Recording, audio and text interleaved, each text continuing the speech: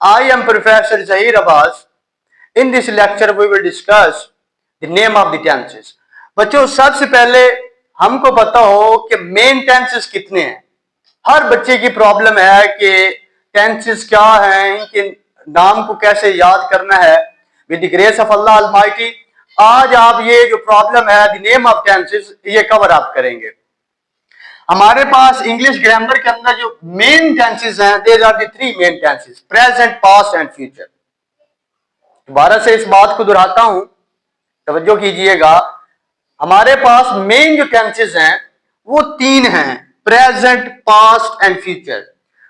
Present को आगे हम 4 कैटेगरीज में डिवाइड करते हैं, इसी तरह पास्ट को, इस तरह फ्यूचर को। यानी मैं कह दूं कि पास्ट के आगे हमारे पास 4 होते हैं, प्रेजेंट के 4, इस पास्ट के भी 4 और फ्यूचर के भी 4।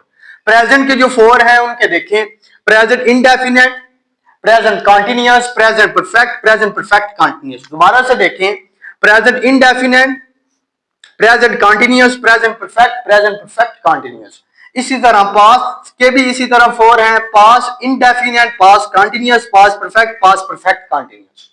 मैं टेंसेस बच्चे नहीं आपको पढ़ा रहा कि ये वाला टेंस में आपने सेकंड फॉर्म इस्तेमाल करनी है। ये आप simple, you have to just understand the name of the sentences. तो इसी तरह पास्ट के भी कितने हुए, 4, past indefinite, past continuous, past perfect continuous.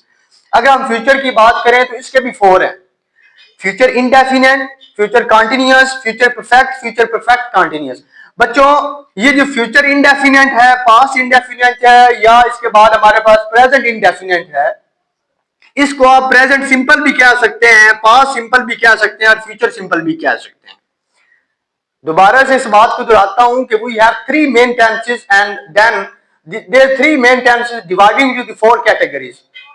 उसमें जो पहला हमारे पास है वो प्रेजेंट, पास्ट, फ्यूचर में आते हैं।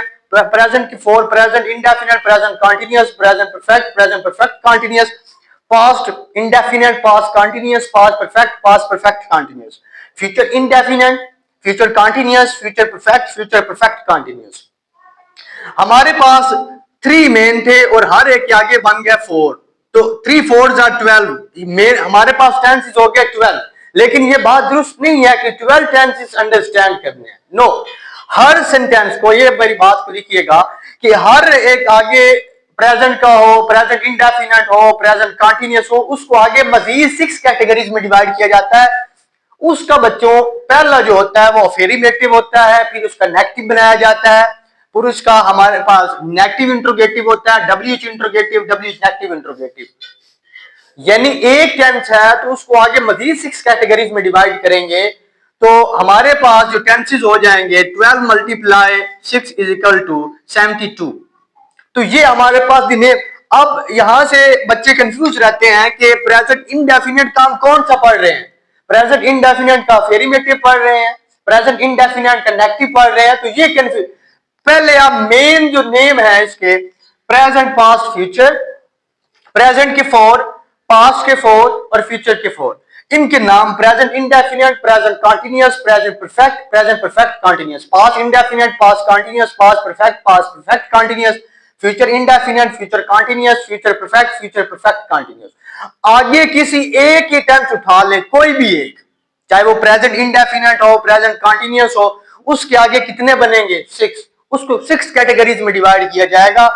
पहला बच्चों उसको अफर्मेटिव कहते हैं, ये इसको पॉजिटिव भी लिखा होता है बहुत सारी जगहों पे, पॉजिटिव जुमला, द पॉजिटिव सेंटेंस, अफर्मेटिव और पॉजिटिव। दूसरा हमारे पास नेगेटिव, तीसरा उसका इंट्रोगेटिव बनाएंगे, फिर हमारे पास नेगेटिव इंट्रोगेटिव बनेगा, फिर WH इंट्रोगेटिव और WH नेगेटिव इंट्रोगेटिव। तो ये बातें जो है टेंसेस सीखने से पहले, यानी अगर आप ग्रामर में महारत हासिल करना चाहते हैं, you are saying that I want to become a good speaker, तो ये नेम ऑफ द टेंसेस जो है ये बहुत ज्यादा इंपॉर्टेंट होंगे। You have to move up.